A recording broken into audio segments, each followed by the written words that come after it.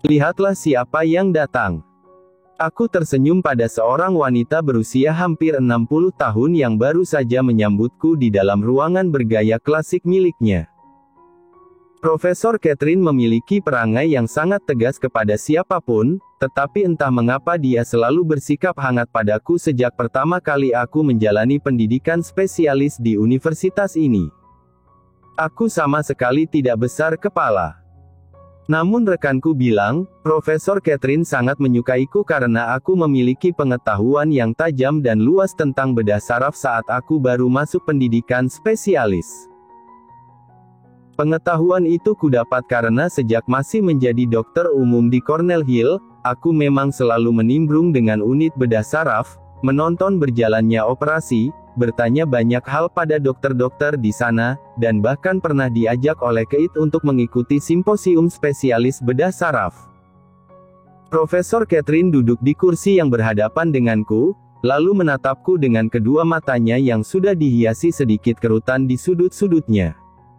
Maaf jika aku mengganggu waktumu, Prof. Aku mendapatkan informasi dari pihak pelayanan kalau hari Sabtu ini kau berada di gedung praktikmu dan memiliki jam kosong saat siang hari, makanya aku memutuskan untuk datang, jelasku. Tak masalah. Tapi kau sendiri mengapa bisa ke sini? Tidak ada keperluan di rumah sakit. Akhir pekan ini aku masuk malam, karena aku diminta mengikuti operasi saat tengah malam nanti, tuturku. Wow, begitu rupanya. Jadi, ada apa? Kemarin aku sudah menyerahkan surel berisi surat permohonan. Aku berencana untuk pindah ke New York dan melanjutkan masa residen di rumah sakit di sana.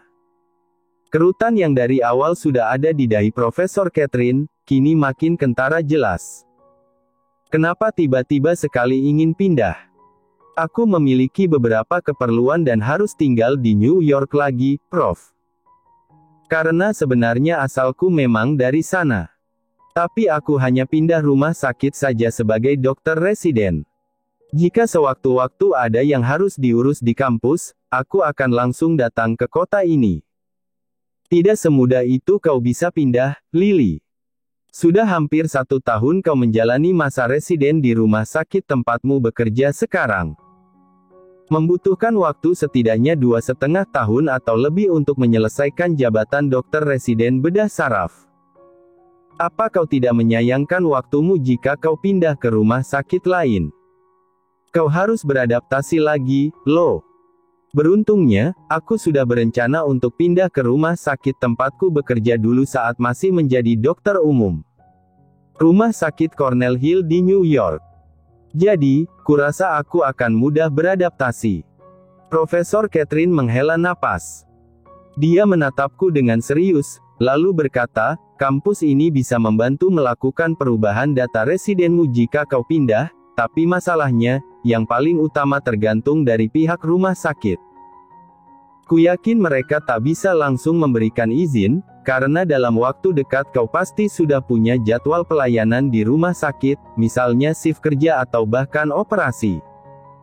Bolehkah aku tahu, kira-kira berapa lama aku mendapatkan izin agar bisa pindah ke New York? Tanyaku.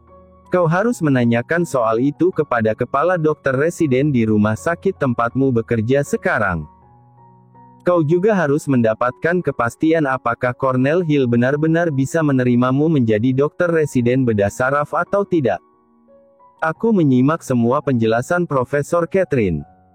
Meski aku memang masih harus membicarakan ini dengan pihak rumah sakit, tetapi setidaknya aku merasa sedikit lega karena penjelasan Profesor Catherine. Sebab, penjelasan itu menyuratkan kalau berarti pihak universitas memperbolehkan pindah, tetapi tergantung dari keputusan rumah sakit. Pada waktu yang masih menunjukkan pukul 2 siang, akhirnya aku berpamitan dan keluar dari gedung praktik milik Profesor Catherine. Universitas ini terletak di wilayah yang berbeda dari Kansas.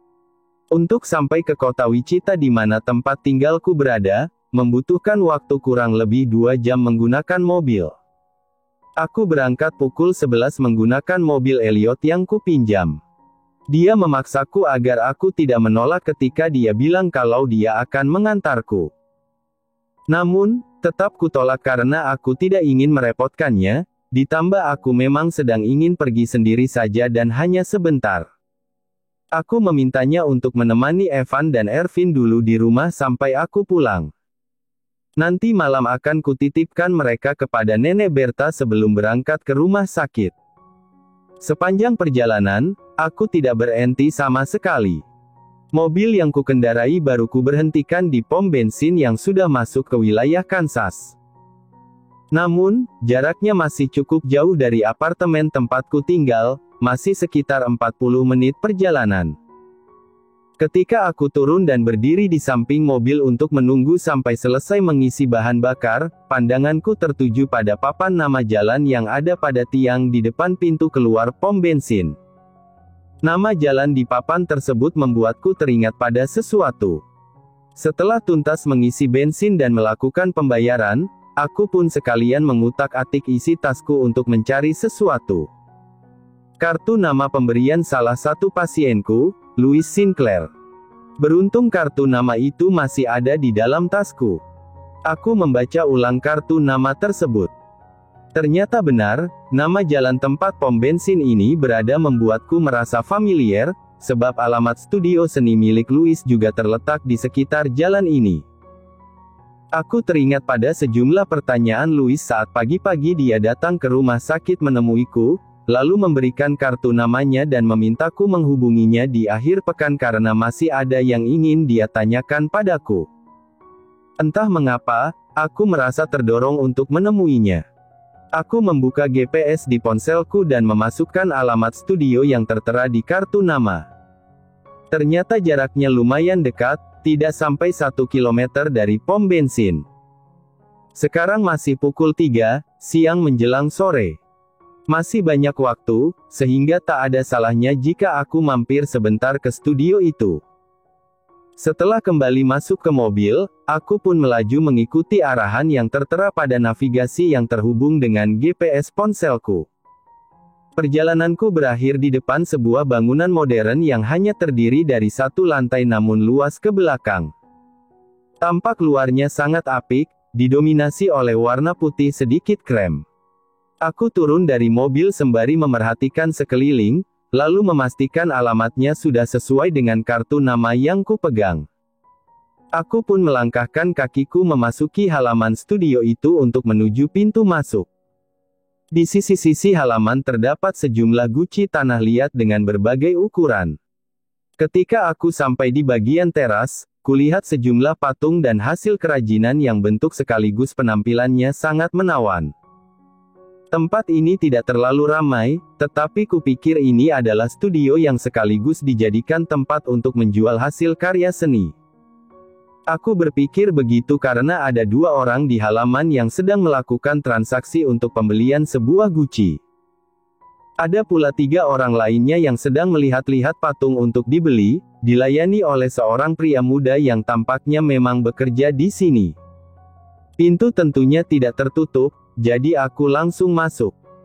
Di bagian dalam saat aku baru masuk, aku langsung dihadapkan oleh ruangan yang cukup luas dan memiliki beberapa sekat, di mana ruangan itu dipenuhi oleh lukisan-lukisan abstrak yang sungguh luar biasa mengagumkan.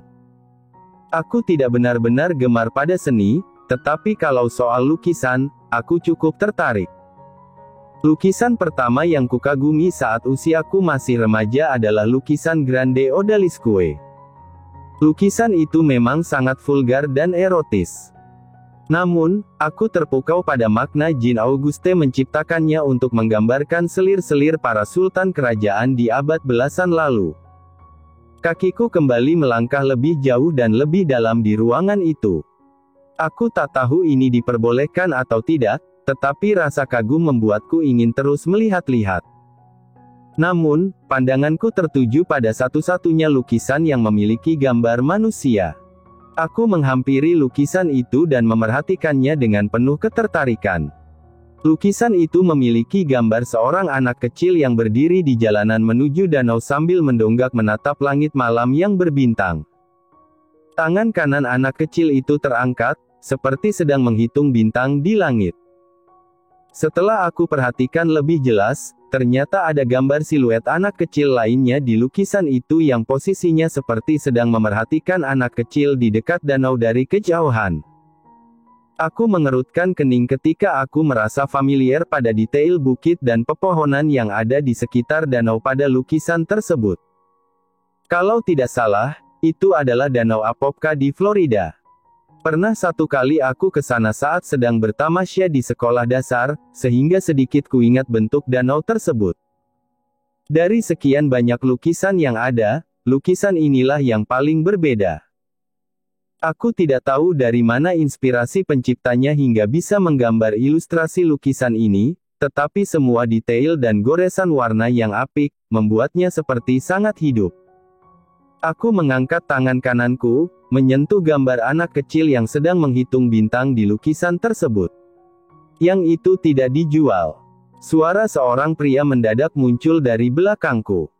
Aku tersentak kaget, lalu langsung menurunkan tanganku dan segera berbalik. Astaga! Aku menghela napas ketika melihat ternyata itu adalah Louis. Rambut curtainnya tampak agak berantakan. Dia memakai kaos putih dan celana jeans panjang.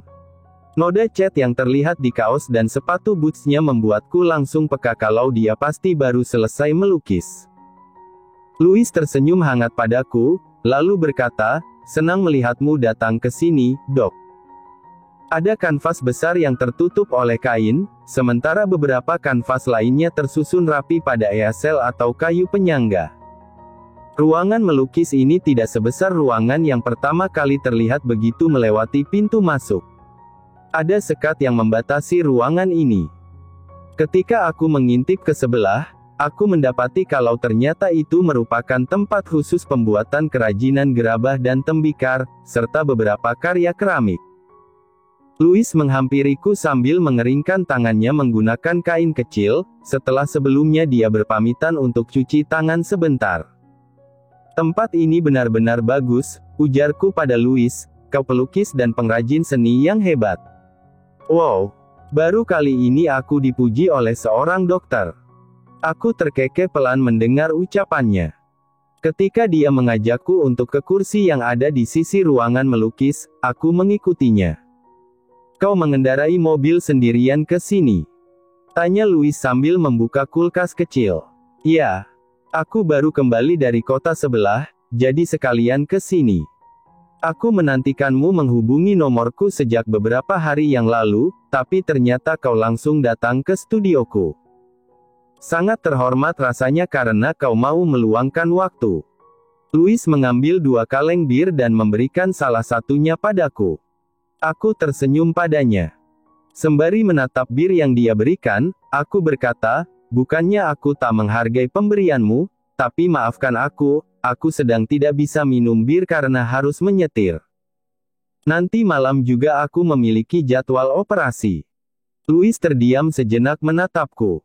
Dia berbalik dan kembali membuka kulkas, lalu mengganti 1 kaleng bir yang diambilnya tadi dengan sebotol minuman rasa jeruk. "Bagaimana dengan yang ini?" tanyanya sambil memberikan botol itu. "Well, ini tak masalah. Terima kasih banyak." Aku tersenyum dan menerimanya.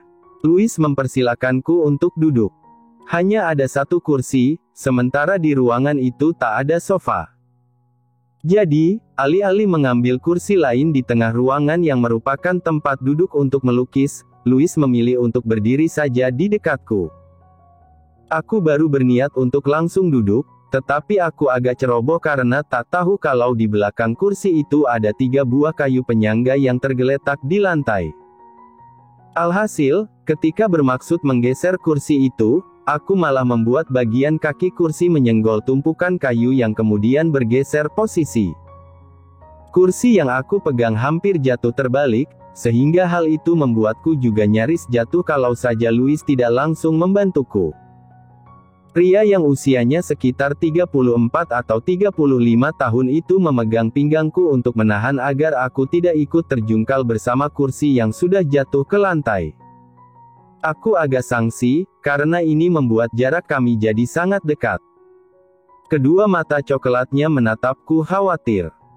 Beberapa saat kemudian, dengan tangan kirinya yang masih memegang pinggangku, Dia meletakkan kaleng bir ke atas kulkas dan bertanya, "Kau baik-baik saja, Dok?" Aku langsung menjauhkan diri dari Louis dan buru-buru mendirikan kursi yang barusan tak sengaja ku buat jatuh. "Ya, aku baik-baik saja. Maafkan aku," jawabku dengan sedikit canggung. Louis memajukan letak kursi, sehingga jauh dari tumpukan kayu penyangga lukisan dan aku bisa duduk dengan aman. Dia juga memindahkan kayu-kayu tersebut ke tempat yang lebih aman setelah sebelumnya sempat bergeser sebelum kursi jatuh. Aku pun menghela napas, merasa tidak enak hati padanya. Namun akhirnya, setelah minta maaf lagi, aku bisa duduk dengan tenang seraya menenggak minuman jeruk yang Louis berikan. "Bukankah kau bilang tempat tinggalmu tak jauh dari tempat praktikku?" Tanyaku kemudian untuk menyingkirkan rasa tidak enak usai insiden kecil beberapa menit yang lalu. "Ya, memang. Tapi disinilah tempatku bekerja. Hanya sekitar 40 menit saja jika naik mobil." "Ah, begitu rupanya," gumamku sambil memerhatikan sekeliling. Louis membuka kaleng birnya. Dia terlihat sangat atraktif ketika meminum bir itu dengan santai namun juga begitu cepat. "Sejak kapan kau melukis seperti ini?" tanyaku penasaran. "Aku gemar melukis sejak kecil. Studio ini baru kubuka sekitar 5 tahun belakangan." "Oh, itu sudah lumayan lama." Louis menyunggingkan senyum padaku. Dia bersandar pada bagian depan kulkas. Aku memerhatikannya ketika jari jemari tangan kanannya menggerakkan kaleng bir selama beberapa saat. Aku pun bertanya, "Jadi, ada yang butuhkan dariku?" "Maksudku, waktu itu kau memintaku menghubungimu karena masih ada yang ingin kau tanyakan." Bir itu Louis habiskan sekaligus sebelum merespons perkataanku. Tepat sasaran ketika dia melempar kaleng yang sudah kosong ke tempat sampah yang berjarak sekitar 2 meter dari tempat kami berada. "Kau berasal dari mana, Dok?" "Dari awal bertemu denganmu, kurasa aksen bicaramu agak cepat, tidak seperti orang Kansas yang cenderung lambat," tanya Louis. "New York. Aku dari New York." "Ah, sudah jelas. Warga metropolitan rupanya." Orang yang berasal dari kota besar biasanya punya kebiasaan tergesa-gesa, terpaku pada efisiensi karena kepadatan wilayah, ingin segalanya cepat selesai, hingga cara bicara mereka pun akhirnya terpengaruh dan jadi ikutan cepat. Itulah mengapa orang yang berasal dari wilayah yang kecil cenderung lemah lembut, karena pengaruh dari keseharian mereka juga. Aku tersenyum dan mengangguk pelan mendengarkan perkataan Louis. Lingkungan memang memengaruhi perilaku hingga cara bicara. Jika kau dari New York, berarti sama seperti pria yang waktu itu ada di tempat praktikmu saat aku berobat. "Maksudmu Elliot?" "Ya, memang." Louis beroh pelan. Dia menatapku dengan sedikit kerutan konsentrasi yang tercipta di keningnya. Ketika dia seperti itu, aku jadi teringat pada bagaimana Elliot selalu melakukan hal serupa sebelum bicara tegas padaku. Namun tentu, Louis tak mungkin mengerutkan kening seperti itu sebagai ancang-ancang sebelum bicara tegas tanpa alasan yang jelas. "Dia siapamu?" "Teman, ya?" tanya Louis kemudian. "Suamiku." "Suami?" Raut wajahnya menunjukkan keterkejutan, seolah jawabanku barusan adalah suatu hal yang tak dia sangka. Aku tidak mengerti mengapa fakta itu membuat Louis terkejut, tetapi sekarang aku jadi bingung harus mengatakan apa untuk menanggapi keterkejutannya. "Kau sudah menikah, Dok?" Louis menatapku dari ujung kepala sampai ujung kaki dengan tatapan tak percaya. Aku mengangguk untuk menanggapi pertanyaannya. Louis terdiam. Sorot mata coklatnya bak menyuratkan secercah rasa kecewa. Aku sama sekali tidak bermaksud kelewat percaya diri. Aku juga tidak pernah berharap pasienku sendiri tertarik padaku, karena sebenarnya itu termasuk kode etik dan memang tidak boleh. Namun bagaimana sikap Louis sekarang, berhasil menimbulkan dugaan di kepalaku kalau dia kecewa mengetahui aku sudah menikah. Louis menarik kursi dari tengah ruangan dan meletakkannya sekitar setengah meter di depanku. Bagian sandaran kursi berada tepat di depanku, Lalu Louis duduk dengan posisi menghadap ke arahku dan menumpukan kedua lengannya di bagian atas sandaran kursi tersebut. "Bolehkah aku tahu kapan kau menikah?" tanya Louis. Sekitar 3 tahun lalu. Wow. Jadi, selama ini aku jatuh hati pada wanita bersuami. Aku agak terperangah mendengar Louis bicara begitu. Aku kebiasaan menyela situasi serius dengan sedikit gurauan garing untuk lari dari rasa canggung. Maka dari itu, aku tertawa hambar sambil berkata, "Kita baru bertemu sekitar 5 kali. Bagaimana bisa kau jatuh hati?" "Singkat sekali." Louis mengulas senyum padaku. "Kau cantik dan baik. Cara bicaramu membuat siapapun yang mendengar akan merasa tenang." Perlahan-lahan, tawaku berhenti. Aku berterima kasih karena dia memujiku. Namun, aku tidak mau menanggapinya karena tidak mau macam-macam. Aku punya suami. Kupalingkan wajah ke arah lain dan kembali meminum minumanku tanpa menatap Louis. "Apakah mertuamu masih hidup?" "Maksudku, orang tua Elliot itu," tanya Louis kemudian. "Mengapa kau menanyakan soal orang tuanya?" Aku mengernyit heran. "Aku ingin memastikan sesuatu, Dok." "Ya, mereka masih hidup," jawabku sambil mengangguk pelan. "Dua-duanya. Ayah dan ibu." "Benar. Ayah dan ibu Elliot masih hidup." Louis kembali terdiam. Sama seperti saat aku menyebutkan nama lengkap Elliot kepadanya di rumah sakit beberapa hari yang lalu, sekarang cara Louis menatapku lagi-lagi terlihat seolah jawabanku barusan bukanlah jawaban yang dia harapkan. "Siapa nama mertuamu?" Sejujurnya, aku agak sungkan menjawab pertanyaan itu. Bagaimanapun juga, ayah dan ibu Elliot sangat aku hormati. Bahkan membicarakan suamiku dengan pasienku yang secara harfiah adalah orang asing pun sebenarnya membuatku merasa bersalah. Akan tetapi, Louis menatapku penuh keseriusan sekaligus berharap, seolah menanti jawabku karena dia memang ingin tahu sesuatu. Helaan napas kulakukan sebelum menjawab. Sembari menggenggam botol minuman jeruk di tanganku, aku pun berkata, "Mer Michael Wesley dan Mrs. Claire Wesley." Louis tak merespons lagi. Dia terlihat sibuk dengan pikirannya sendiri. "Kalau aku boleh tahu, memangnya mengapa kau bertanya tentang Elliot? Apakah kau mengenalnya?" Louis berdiri dan menghela napas. Sembari melangkah menuju kulkas untuk mengambil kaleng bir lagi, dia berkata, "Saat terakhir kali aku berobat padamu dan aku melihatnya ada di ruangan, tiba-tiba saja aku merasa tidak asing. Entah apa penyebabnya. Lalu kau menyebut nama Elliot untuk memanggilnya, sehingga itu membuatku teringat pada seseorang." Aku bungkam dan mendengarkan penuturan Louis. "Oleh karena itu, aku bertanya beberapa hal padamu untuk memastikan. Sudah lama sekali aku berharap bisa bertemu dengannya.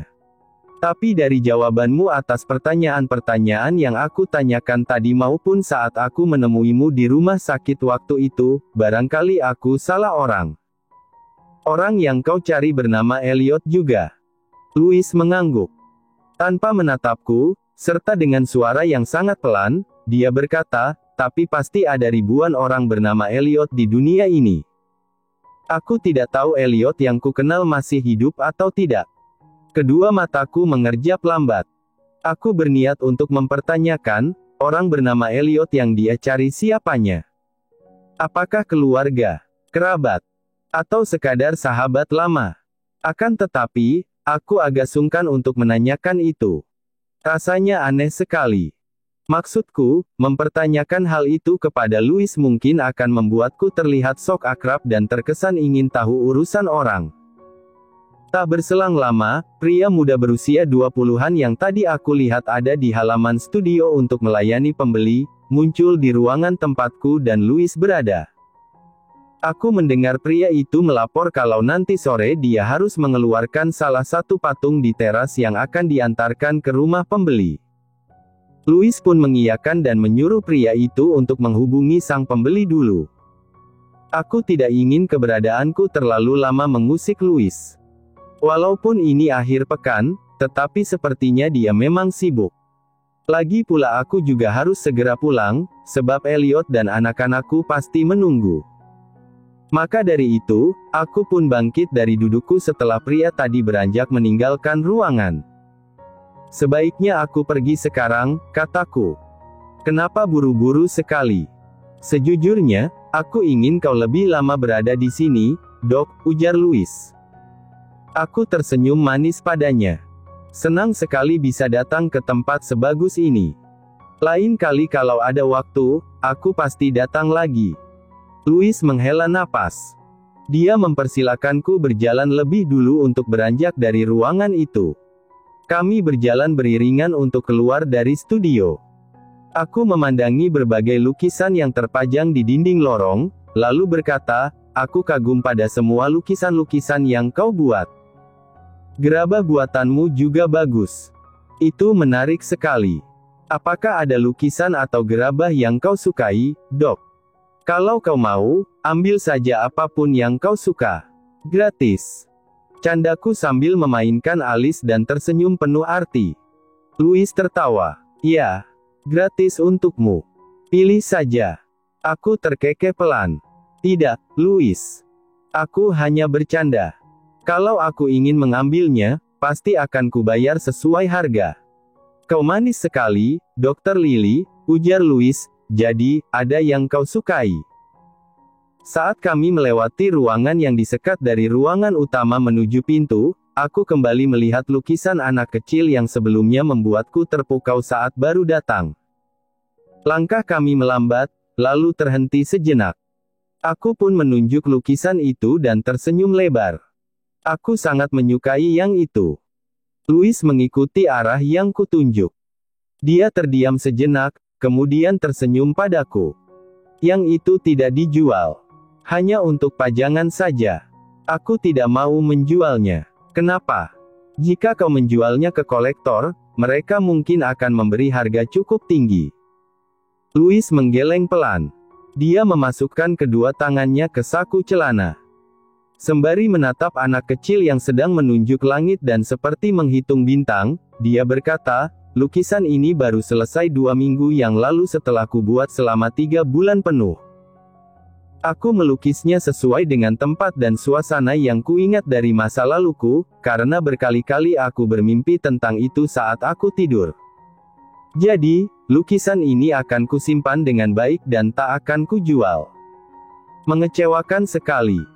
Padahal aku ingin memilikinya, gumamku dengan maksud bergurau saat kusadari raut wajah Louis jadi agak muram. Louis pun kembali tertawa. Kau bisa membawa lukisan yang lain, Dok. Aku sungguh akan memberikan secara gratis untukmu. Tidak, Louis. Terima kasih banyak. Aku akan membelinya nanti jika datang ke sini lagi. Louis mengantarku sampai depan studio di mana mobilku terparkir. Kami mengobrol banyak hal, dia juga menjelaskan padaku teknik-teknik yang dia gunakan untuk membuat berbagai gerabah yang terpajang di halaman. Aku menyentuh patung berukuran sedang di teras, merasa kagum pada detail yang terpahat di tiap sisi patung berwarna putih itu. Setelah tiba di dekat mobil, Louis berkata, kau benar-benar harus tahu kalau aku sangat senang melihatmu datang ke sini, Dok. Jika aku memiliki pertanyaan lagi, bisakah kita kembali bertemu? Ya, tentu. Selagi pertanyaanmu tidak aneh-aneh. Louis tertawa.